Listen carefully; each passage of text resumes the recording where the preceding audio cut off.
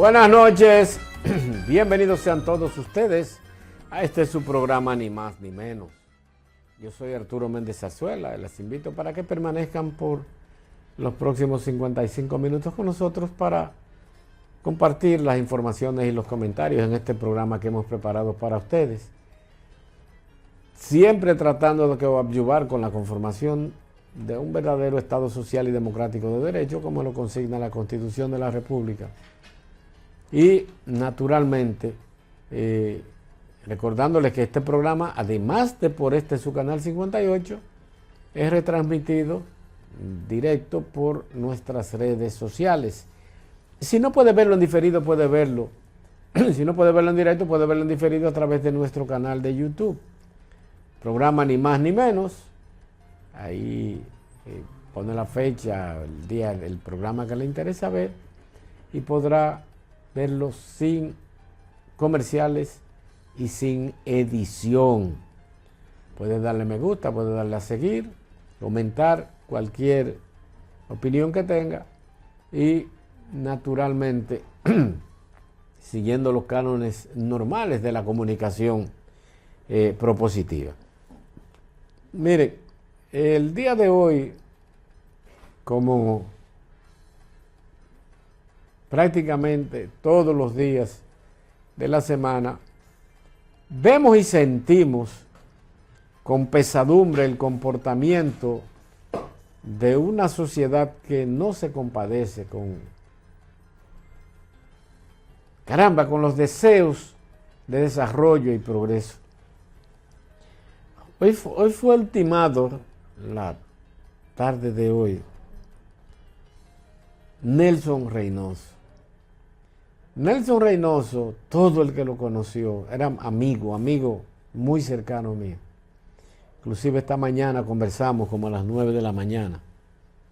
Vivía en el Mirador, antes del río Licey, de la cuesta esa, como le llamamos a eso, del río Licey. Ahí tenía una banca y un negocito pequeño colmado, vendía además aceite y esos lubricantes para motocicletas.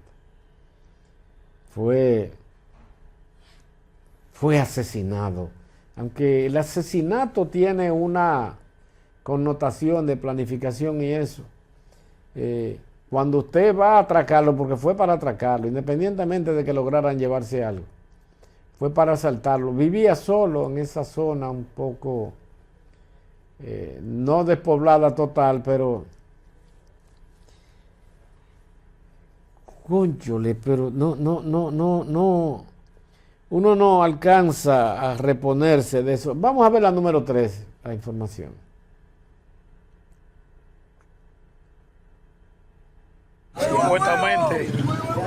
Supuestamente para atracarlo matan a Nelson Reynoso aquí en el Mirador, en la banca. Todos lo conocen. Nelson Reynoso aquí en el Mirador, aquí está la policía de Cutupú, la policía de Moca. En esa banca que se ve allá, de la primera, ahí está el cuerpo sin vida, esperando al médico legista para hacer el levantamiento. Esto es en Mirador ahora mismo.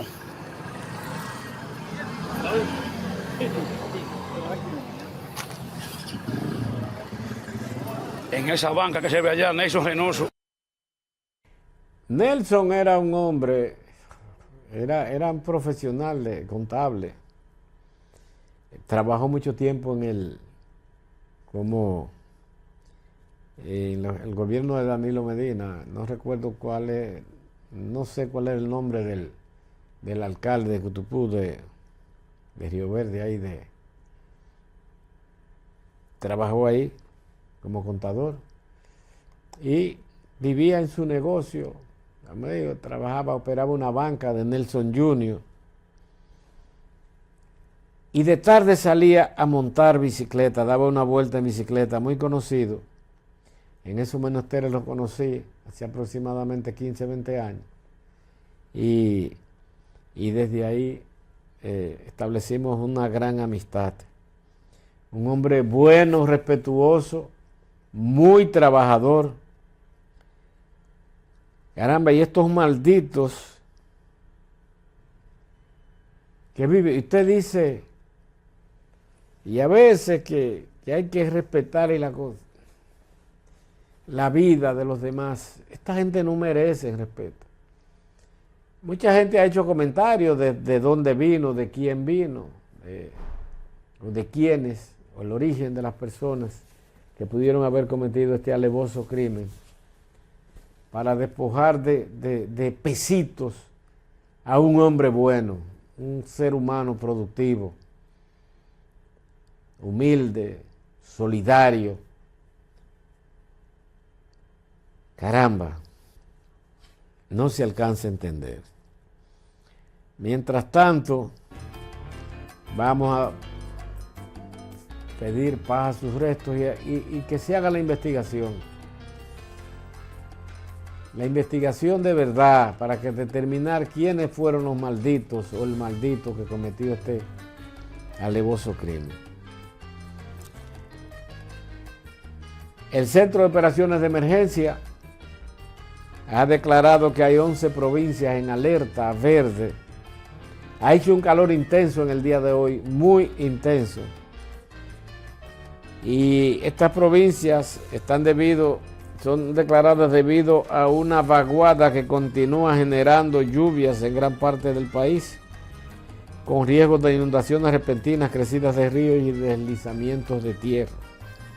De acuerdo con el informe preliminar número 5, emitido a las 12:45 del día de hoy, las provincias bajo alerta son Monseñor Noel, San Juan de la Maguana, Monteplata, Elías Piña, Duarte, independientemente del Bajo Yuna, La Vega, Dajabón, San José de Ocoa, Santiago Rodríguez, Montecristi y Puerto Plata. La provincia de Espaillat no está entre las que se encuentran en alerta. Vamos a llamar la atención de las personas que viven en sitios vulnerables para que resguarden su vida. Miren, sigue viento en popa y a toda vela los reclamos de diferentes sectores de la población mocana o de la provincia de Espaillat en solidaridad con la comunidad de Juan López, Villatrina y Las Lagunas. Esto en reclamo de que no se bloquee sobre todo la entrada al distrito municipal de José Contreras Villatrina, que previamente pasa por el distrito municipal, cuya carretera pasa por el distrito municipal de Juan López. En esta ocasión, el Partido de la Liberación Dominicana realizó una rueda de prensa en Moca y fijó su posición ante la situación que aqueja a Juan López y otras comunidades por el cambio de diseño en la obra del cruce de Los Cheros. Esto es la número 1, señor. Dirección política del Partido de la Liberación Dominicana, PLD, en el municipio de Moca, desea dejar bien establecido hoy y por estos medios lo siguiente. 1. Apoyamos sin reservas la lucha que durante largo tiempo vienen librando las comunidades de Juan López, Villatrina, Las Lagunas y otros sectores colindantes para impedir que su entrada principal en el conocido y ya famoso cruce de Chero sea eliminado por la colocación de un muro. 2. Demandamos el presidente de la República, señor Luis Rodolfo Abinader Corona, buscar una solución inmediata al conflicto que el Ministerio de Obras Públicas ha originado con el pretendido pero inaceptable cambio del diseño de la obra vial que uniría dos importantes puntos de la geografía de nuestro municipio, Cruce de Chero y Cruce de Estancia Nueva, cuya iniciativa procuraba un desahogo vial que todos habíamos aplaudido. 3.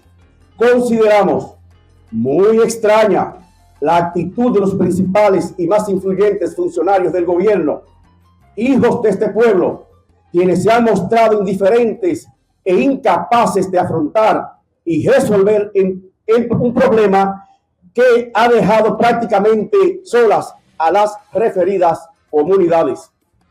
4. a los sectores y líderes que hoy dan un ejemplo de civismo responsable en su bien llevada lucha, les aseguramos que el PLD está y estará de su lado por entender muy justa su causa y además por considerar ofensiva al colectivo del municipio y de nuestra provincia la desidia y falta de sensibilidad mostradas por los responsables locales y nacionales. De igual manera, invitamos a las distintas organizaciones sociales, políticas, culturales y comunitarias de Moca y toda la provincia de Espaillat a sumarse a estos reclamos y no permanecer un día más callados ante esta bochornosa iniquidad.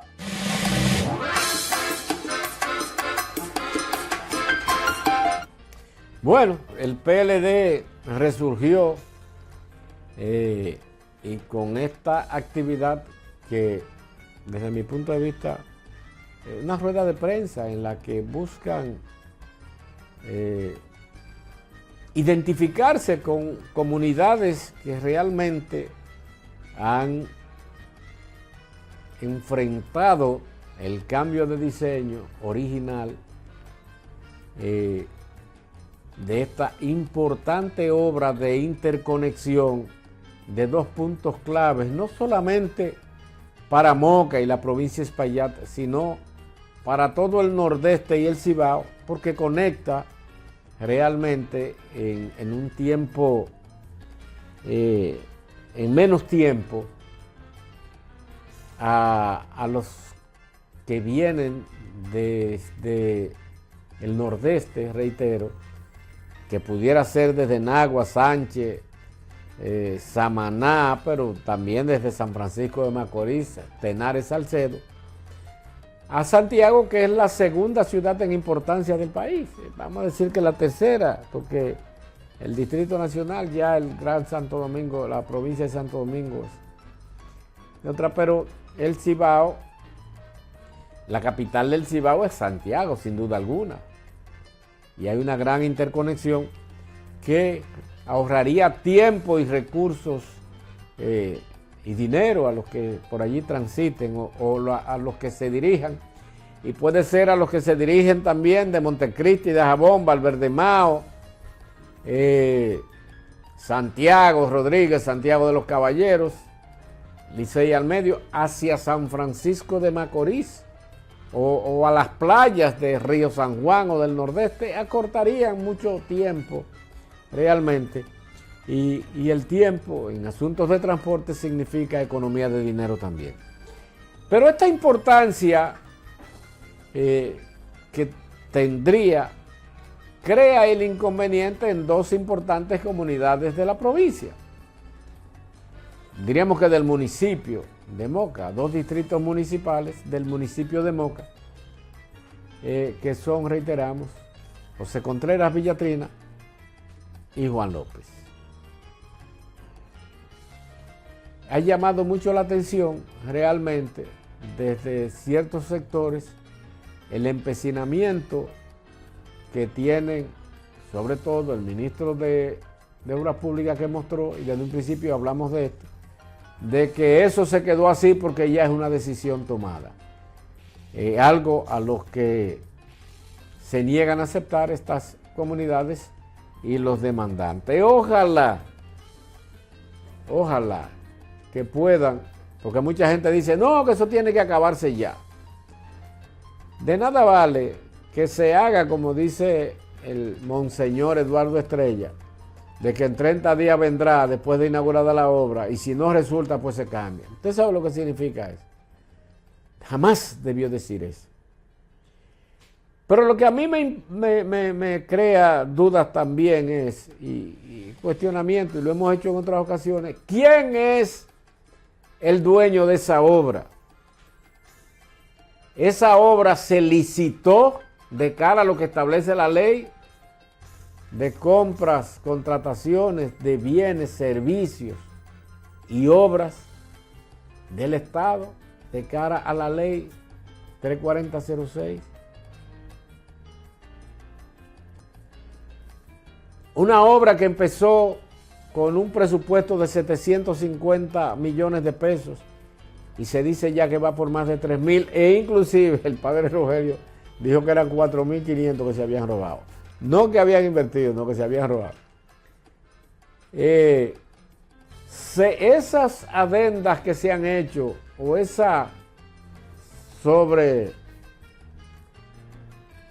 no le vamos a decir sobrevaloración, ese dinero que se ha gastado sobre lo presupuestado originalmente, se hizo de cara, como establece la ley, que solamente permite adendar o anexar un 25% del costo original, que un 25% de 750 serían 375, la mitad serían 187 millones con 50, 187 millones 500 mil pesos, y ya se ha adendado más de 2.250 millones, porque si van 3.000, ya la adenda es de 2.250 millones, que dicen que es mucho más esa obra, y lo que falta.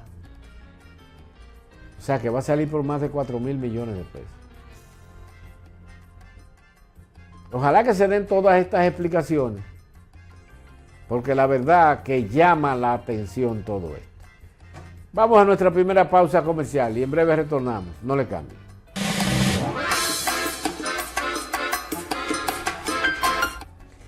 Bueno, gracias por mantener nuestra sintonía. Miren, el asunto de Irán, Irak, el Líbano, Israel, sigue ahí.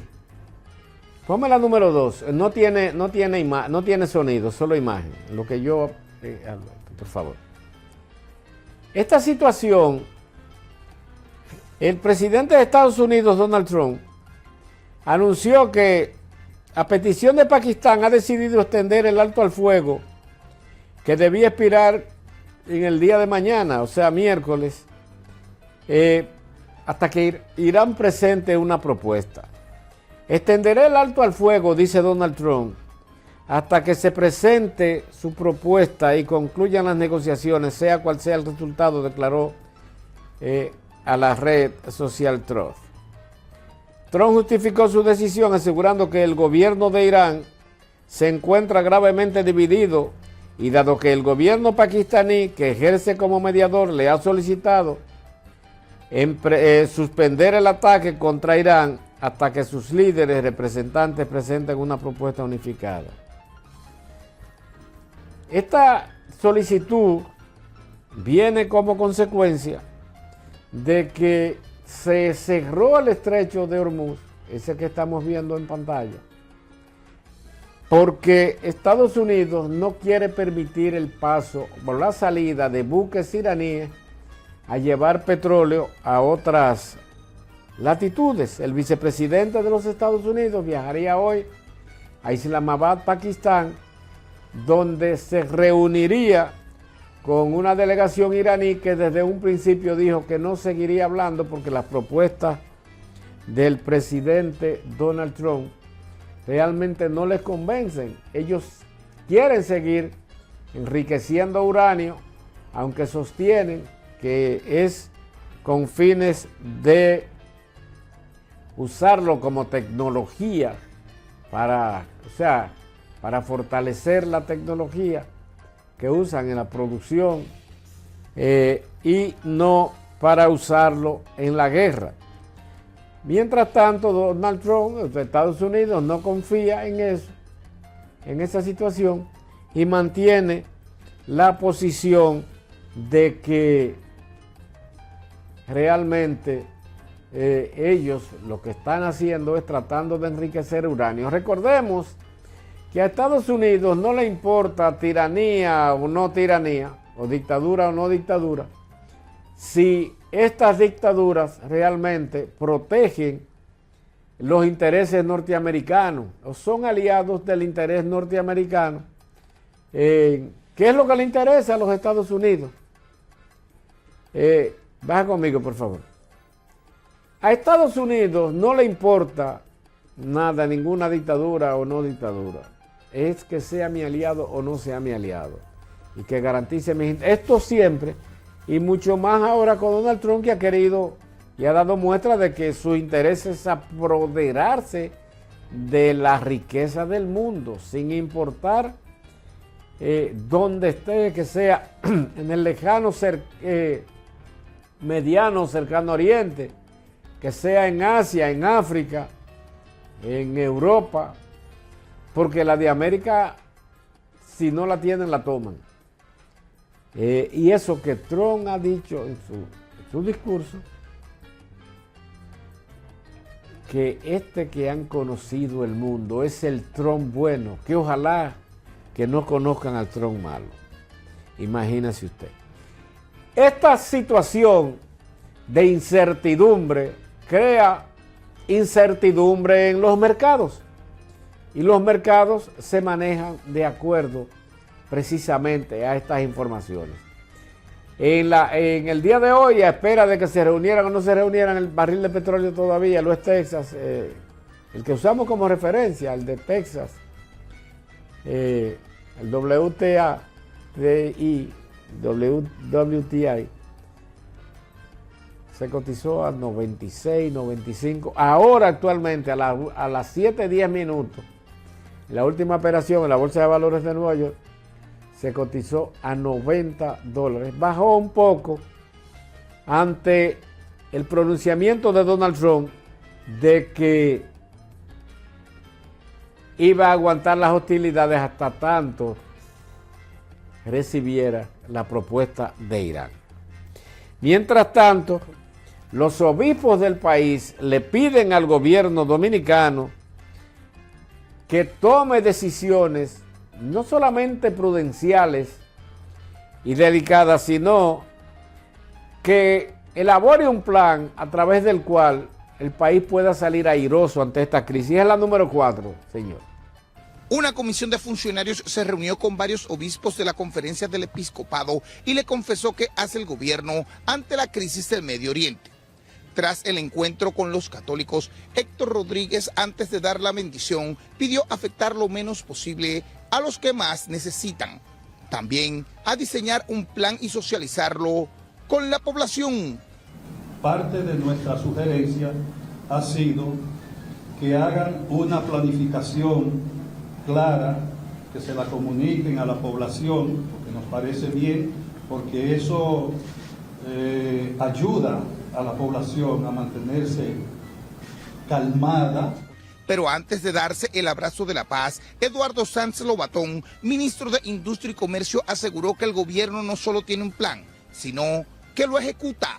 Con subsidios al combustible y a los fertilizantes, que ya sobrepasa los 10.000 millones de pesos. También hemos hablado del plan que ha garantizado el abastecimiento de la economía dominicana, que no se ha producido una sola paralización del encadenamiento productivo del país. Aseguró que la actual administración gubernamental racionaliza el gasto y ha mostrado que tiene planes de ahorro en rechazo a las críticas de los opositores. Todas esas sugerencias son bienvenidas, se están llevando a cabo. Ahora, es bueno recordar que hace 6 meses teníamos comedores económicos y plan social de la presidencia. Hoy tenemos una sola entidad. Eso no había sucedido en el Estado Dominicano por décadas. Este es el primer gobierno que ha eliminado ministerios, que ha eliminado direcciones, que sigue trabajando en el ahorro diario de todo lo que podemos hacer. En los próximos días, los comisionados del gobierno tendrán otras reuniones con otros grupos.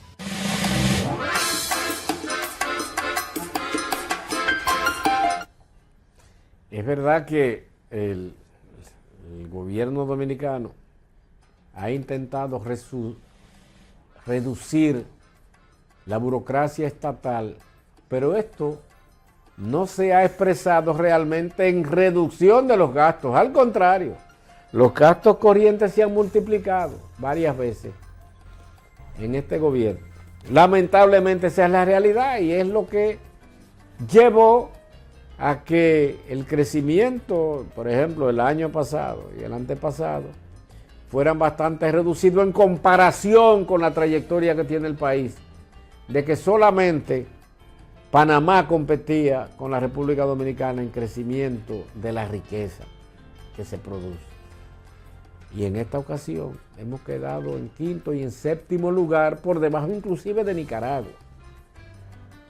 Pero bueno, esto es una situación que el gobierno, ojalá que trate de enmendar, porque el horno no está para galletitas. En tanto que Juan Ubiere, dirigente de Fenatrano, no Fenatrano, Fenatrano de transporte de carga, Fenatrano es de pasajeros, dice que no aumentarán en la número 10, que no aumentarán el pasaje, porque este país no aguanta ya, los pobres no aguantan eso.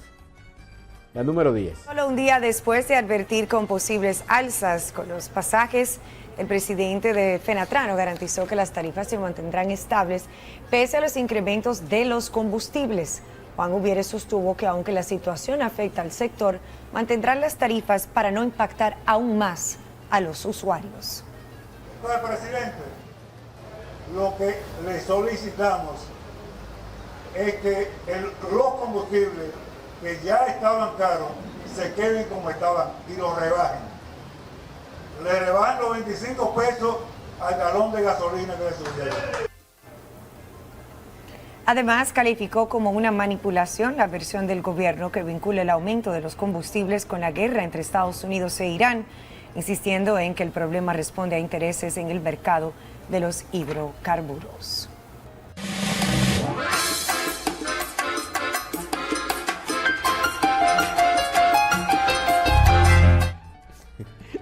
No hay duda, Juan Ubiere, de que aquí hay problemas con eso. Sobre todo una elevada carga impositiva que tienen los combustibles. Pero carajo, negar que el barril de petróleo, que el costo de los derivados del petróleo se ha aumentado, prácticamente se ha duplicado, en no tener a Dios en su corazón. Pero en definitiva, el gobierno hace tiempo que debió bajar los combustibles, porque yo recuerdo que cuando subió grandemente en el 2022, creo que fue, que se puso a 100 y pico, a 115 llegó. El presidente dijo que se mantendría el precio mientras fluctuara el precio del barril del petróleo de $85 a 115. Después más nunca llegó ni siquiera a $80. Se mantenían 60, a 50, llegó a estar a 45 y nunca lo bajaron. Por lo que debió haber una gran economía con estos precios. Pero de todas maneras, ahora se está sintiendo el fuetazo. Pero la República Dominicana se reunió con el Banco Mundial, con el Banco Interamericano de Desarrollo y con el FMI, delegados tanto el gobernador del Banco Central como el ministro de Economía, Planificación y Economía, para buscar paliativos a la crisis. Esta es la número 5. Gracias. El ministro de Hacienda y Economía formó parte de la delegación dominicana en las reuniones de primavera 2026 del Banco Mundial y el Fondo Monetario Internacional en Washington. Durante la agenda, el ministro Magín Díaz sostuvo encuentros con el presidente del Banco Interamericano de Desarrollo, Ian Goldfan, y acompañó al gobernador del Banco Central, Héctor Valdés Albizu, en una sesión con la directora gerente del Fondo Monetario Internacional, Cristina Georgieva. El objetivo central fue analizar herramientas fiscales y monetarias para mitigar el impacto económico de los conflictos en el Medio Oriente y asegurar nuevas oportunidades de inversión para el país.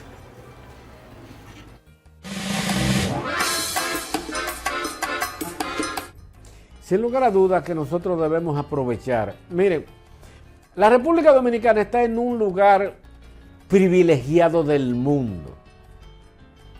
Estamos en el pleno centro del continente americano. Estamos a un respalón en el patio trasero, dicen muchos, de la principal economía del mundo.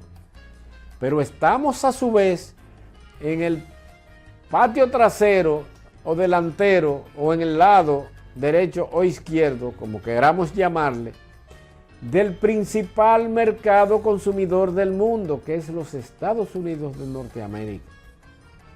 Estamos cerca del Canadá, que son dos países con un gran potencial económico, pero sobre todo de consumo. Y esto, sin lugar a dudas, es aprovechado por inversionistas de Oriente, de Occidente, de Europa, de Asia, para ubicarse en la República Dominicana y de ahí poder llevar sus productos a Estados Unidos. Por razones fundamentales, primero, de geopolítica, de cercanía geográfica, pero sobre todo, la paz social que se respira en la República Dominicana desde hace mucho tiempo, que no le estableció el PRM ni el PLD, después de los convulsos 12 años de Joaquín Balaguer, incluyendo los 10 años de Balaguer, fueron de paz social, con diferentes matices, porque recordemos que Balaguer manejaba el país como un conuco. Pero inclusive Joaquín Balaguer, cuando entrega el poder en el año 1996, dice textualmente, le dijo a Leonel Fernández: usted tiene un avión en el aeropuerto listo para despegar. Y es verdad, porque se habían hecho las reformas que necesitaba el país para que empezara a operarse una transformación desde el punto de vista productivo, económico y financiero en la República Dominicana. Y un hombre que llegó con una visión, aunque después se volvió un poco rebaloso, Leonel Fernández. Esos 4 años primero de Leonel Fernández, a nadie se le puede ocurrir decir que no fueron muy buenos, que transformó el país. Esa es la realidad, aunque a mucha gente no le guste. Después se volvió loco y entendió que para poder conmaridarse con ciertos sectores de poder, debía tener otra visión y permitir algunas barbaridades. Bueno, pues, está bien. Pero este país debemos de seguirlo aprovechando, seguir fortaleciendo esta débil democracia que tenemos, fortalecerla, institucionarla, e impedir que todas estas barbaridades que se están cometiendo con crímenes y delitos en la sociedad, aminorarla. Porque no es que los europeos, ni los asiáticos, ni las cosas nos envidian, pero tenemos un país que con seguridad, aunque un tanto limitada, pero con estabilidad política, social y económica, y eso hay que mantenerlo. Vamos a nuestra segunda y última pausa comercial y en breve continuamos. No le cambie.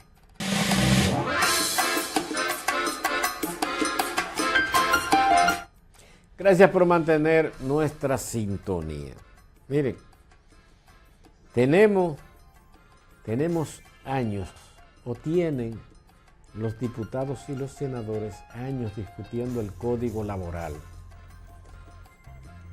Un país que se respete, un país cuyas instituciones, o que pretenda que las instituciones sean fuertes, tiene que tener reglas claras, sobre todo cuando establece normas de conducta y procedimientos para tratar el trabajo.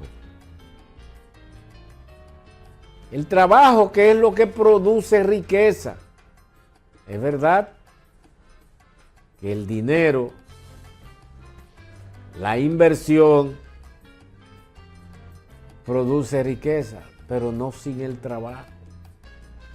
Y necesariamente no hablamos de mano de obra rústica, o el trabajo puede ser mano de obra especializada, profesional, científica. El Código Laboral establece la forma y manera en que empresarios o patrones y trabajadores se manejan. Señores, se corre el riesgo de que la reforma laboral perima y haya que empezar a discutirlo de nuevo. Vamos a ver la número 6, señor director. La reforma laboral lleva casi 6 meses en la Cámara de Diputados sin sanción y los cambios propuestos obligarían a devolverla al Senado, retrasando el proceso legislativo. Desde la Cámara Alta, legisladores defienden que el proyecto ya alcanzó un equilibrio entre trabajadores y empleadores. Sostienen que aunque no es perfecto, incorpora beneficios para ambas partes y responde a la realidad económica del país, por lo que entienden que debe ser aprobado como fue enviado. Yo entiendo que los diputados deben de ponerse a la altura de lo que la ciudadanía demanda ahora mismo, que es un código muy bueno, un código que es ganar, un código que es mejoría tanto para el sector empresarial como para los trabajadores. Y al final el consenso absoluto no vamos a lograrlo nunca. A esta ley que beneficia a los trabajadores dominicanos y si cuando la manden aquí nosotros le vamos a dar salida lo antes posible, eso se lo prometemos. Totalmente de acuerdo, siempre y cuando que la cesantía no se toque. Pero yo no sé qué estamos esperando, si ya vino del Senado, que perima de nuevo. Por eso es que nosotros tenemos situaciones con el país. Mientras tanto, en la Cámara de Diputados, la comisión que estudia la iniciativa asegura que avanza en el análisis con la intención de rendir un informe en los próximos días, aunque reconocen lo exhortado por el Senado, insisten en que evaluarán cada punto conforme a su criterio. En la mayoría de los puntos planteados por el Senado, la Comisión ha estado de acuerdo. Hay algunos puntos que obviamente no ha estado de acuerdo y te reitero, como las decisiones se toman por mayoría, pues la Comisión ha decidido. Para esta tarde, la Comisión prevé reunirse para avanzar en los artículos pendientes siempre que logre el quórum necesario.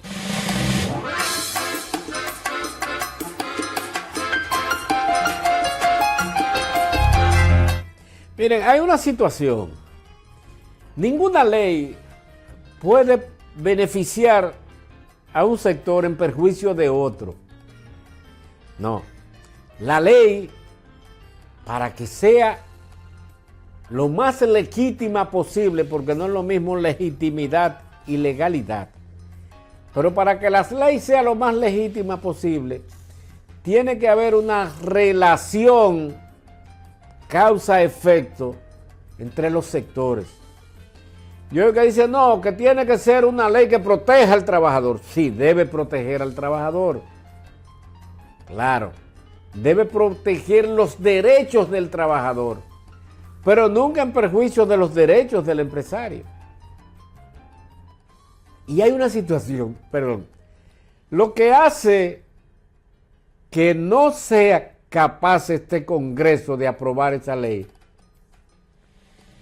el temor que tienen de aprobarla, manteniendo la cesantía como un derecho del trabajador, que siempre ha existido en la República Dominicana. Naturalmente, la cesantía se pierde por razones que establece el mismo Código Laboral de toda la vida. Ahora, ¿por qué ese legislador no establece? Porque, por ejemplo, en Estados Unidos no hay cesantía. El trabajador es despedido. Pero hay un seguro de trabajo que manda al trabajador a colectar, como dicen vulgarmente. ¿Usted ha oído? No, que estoy colectando porque no estoy trabajando. Y usted dura un tiempo recibiendo un porcentaje de lo que fue su salario que le permite vivir dignamente hasta que encuentre un trabajo. Pero aquí ni el diablo ha podido lograr conseguir eso. Ahora, el presidente Luis Abinader presumiblemente va a someter una ley a una reforma a la Ley de Seguridad Social que ni es segura ni socializa nada. Es una ley de seguridad social que fue hecha para el empresario dominicano, sobre todo el del sector financiero. Y ahí está prácticamente lo que decía anteriormente, que una ley no puede ser justa ni legítima si solamente beneficia a un sector en perjuicio del otro. Esa ley de seguridad social, reitero, fue hecha para los ricos hasta el punto de vista de que esta seguridad social no garantiza nada. El sector financiero es el que determina cuando usted tiene derecho a usar un producto, una medicina. No es el médico que la indica. No. Es el banco comercial que sea propietario de la ARS. Y así en los fondos de pensiones. Y ni se digan las de riesgos laborales. Entonces, así mismo debemos construir un verdadero código laboral que garantice la seguridad del trabajador sin perjudicar al empresario. Gremios de enfermería llaman a huelga por 24 horas en reclamo de lo mismo que estamos hablando, la número 8, señor. Anunciaron un paro en todos los hospitales el 29 de abril en demanda de mejores condiciones laborales, como reconocimiento del tiempo en servicio, la aplicación de incentivos por distancia, la pensión al 100%. No cesaremos en esta lucha hasta lograr soluciones reales y justas. Y vamos a ver qué significa un hospital sin enfermera. Agregaron que ya han sostenido varias reuniones con distintas autoridades sin que hasta la fecha se haya dado solución efectiva a sus demandas.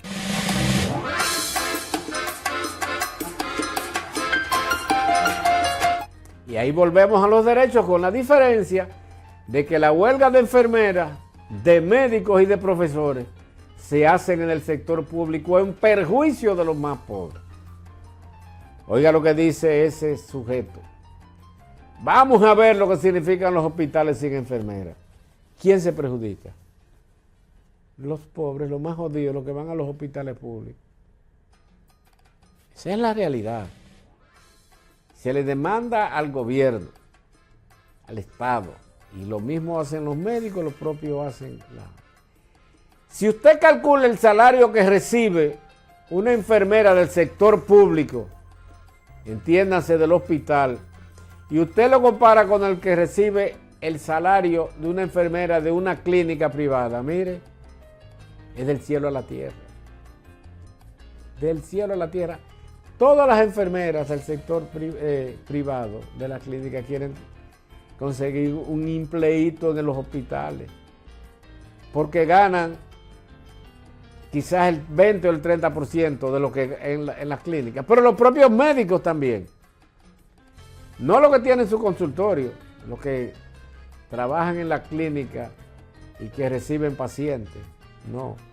Estos médicos que trabajan como empleados de planta de las clínicas privadas, el sueldo de miseria que tienen. Pero no le hacen huelga. Los propios profesores de los colegios privados tienen un salario quizás de la mitad o menos de lo que ganan los del sector público. Pero no le hacen huelga a los colegios privados, porque les rompen la cacharra. Y entonces, ahí lo pierden todo. Lamentablemente, esta es la sociedad que tenemos, este es el país en el que habitamos y es el que debemos fortalecer. Pero tenemos realidades que son como estas que acabo de mencionar, que lamentablemente tenemos que vivir en ellas y tenemos que reforzar el Estado como forma de que respete más los derechos de los trabajadores o de sus empleados. Por hoy concluimos. Mañana estaremos aquí con Sandy Jiménez, que viene los miércoles con nosotros. Y yo les voy a pedir que se mantengan ahí para que continúen informándose con Dalia Grullón y su programa Sin Rodeos con Dalia. Buenas noches y hasta mañana.